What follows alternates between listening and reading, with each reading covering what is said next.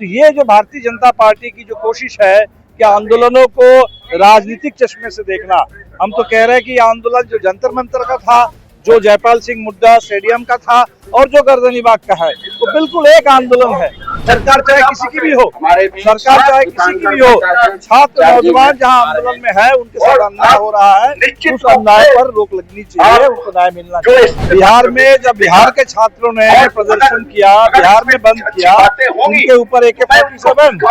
उनके ऊपर पानी का बौछार, उनके ऊपर लाठी, महासचिव है दीपांकर भट्टाचार्य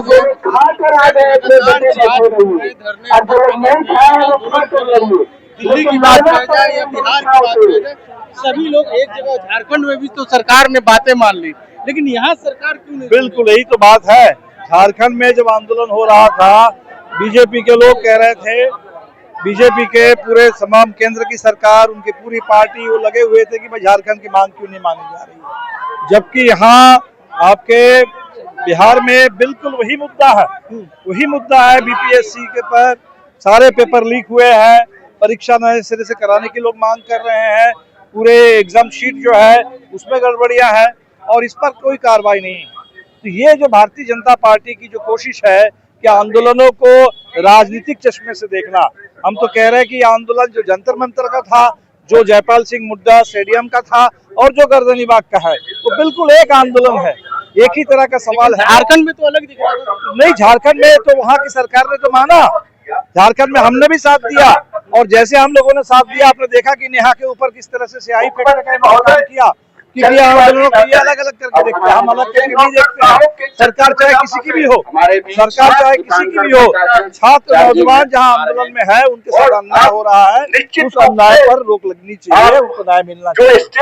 झारखंड में आंदोलन चल रहा था तो वहाँ पे बीजेपी ने कल बंद का भी बुलाया था, 20 तारीख को बंद का बुलाया था, लेकिन सरकार ने बातें मान ली। यहाँ सत्ता में है, बिल्कुल बिल्कुल।